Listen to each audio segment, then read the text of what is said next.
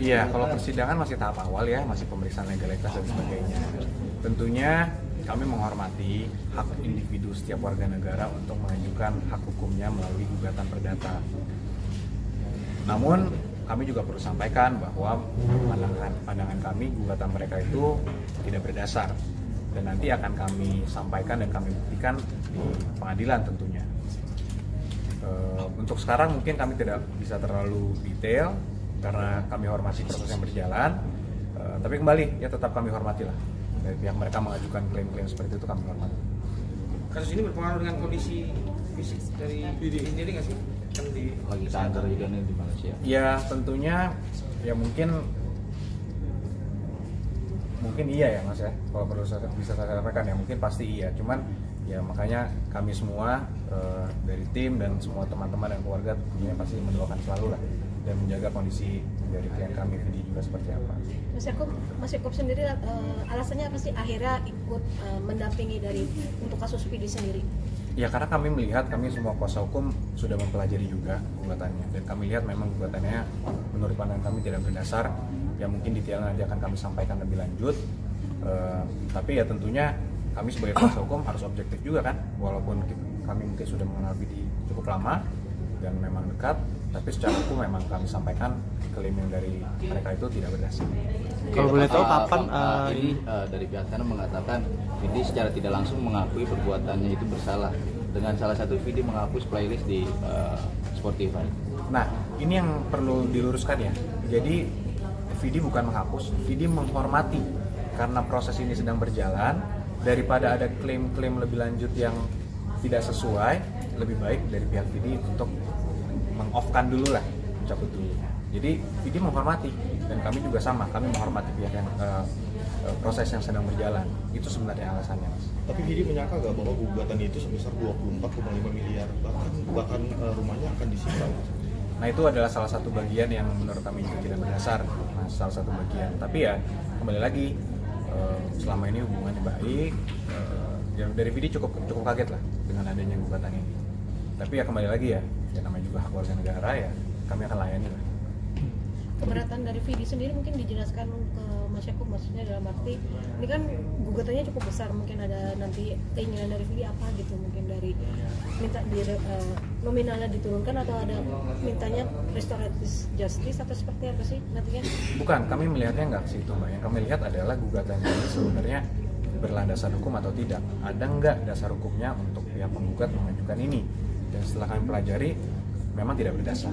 Dan dari Vidi-nya pun juga yang bukan bahasa legal, mungkin kalau bahasa legal mungkin Vidi akan saya serahkan kepada kami gitu kan, tapi yang lebih teknisnya yang non legalnya beliau juga menyampaikan ya cukup kaget, selama ini hubungan baik, selama ini dekat, tapi tiba-tiba ada hal seperti ini ya, itu yang mungkin pada saat waktu yang lebih baik bisa rekan-rekan semua tanya ke Vidi langsung, mungkin Vidi ketika udah agak fit sedikit bisa memberikan inilah pencerahan lebih lanjut ceritanya lah versinya, karena selama ini juga kami diam, versi Vidi belum dengar pastikan rekan-rekan seperti apa, dan pasti menunggu saya yakin. Mohon maaf mungkin selama ini Vidi juga masih belum terlalu fit untuk memberikan itu, dan kami pun juga menghormati proses yang ada, makanya selama ini kami belum terlalu banyak lah untuk memberikan statement dan sebagainya. Tapi ada komunikasi antara Vidi dengan Kina di luar persidangan nggak mungkin, atau mediasi secara kekeluargaan gitu? Sejauh ini sih dari sejak gugatan masuk belum ada. Udah pihak Kinanya juga nggak ngehubungin via telepon ke Vidi? Belum ada. Untuk ke kami kuasa hukum sudah pasti belum ada. Untuk ke Vidi terakhir infonya untuk saya sih belum ada juga. Tapi kalau terbarunya saya belum tahu lagi ya. Tapi per kemarin mungkin belum ada juga.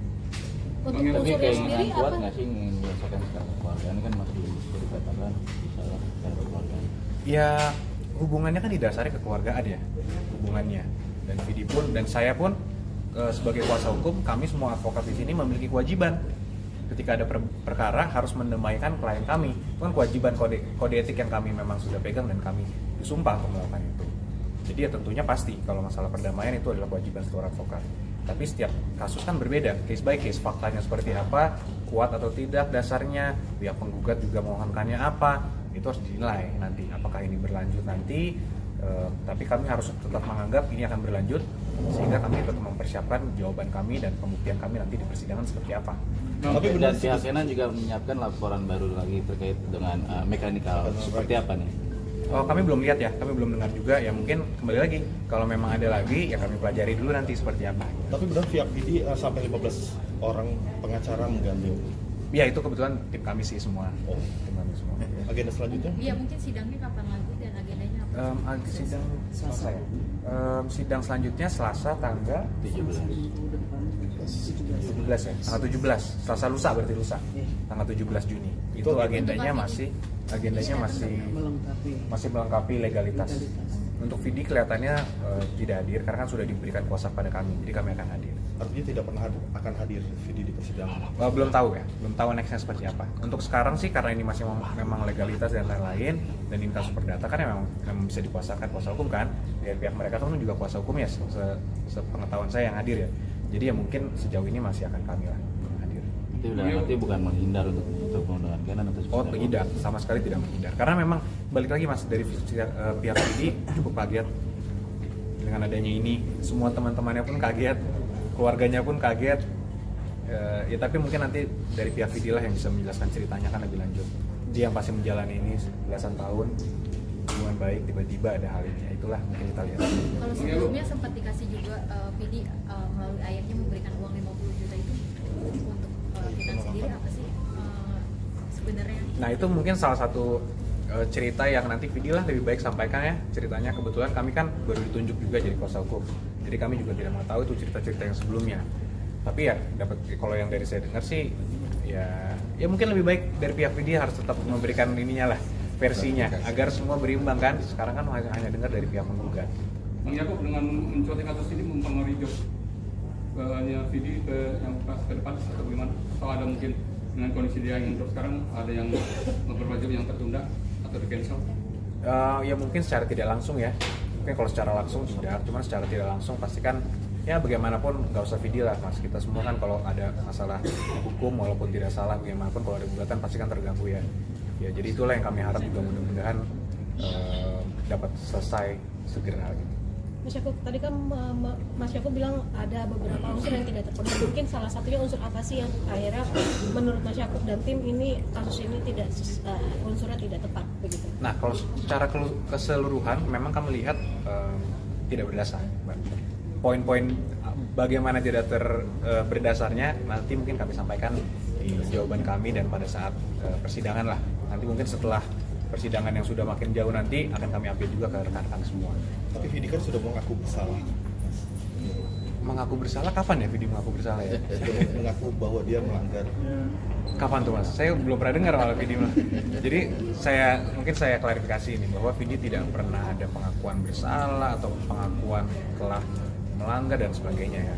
Kembali lagi Vidi kaget, dan gugatannya ini pun ketika disampaikan kepada kami kan tentunya kami harus objektif menganalisa dulu dong, walaupun klien kami kalau itu A kami sampaikan A, kalau B kami sampaikan B. Nah ketika kami lihat memang tidak berdasar, tapi ya kembali lagi kami tetap menghormati hak seorang individu atau dua orang pada pihak penggugat untuk mengajukan gugatan ataupun klaim.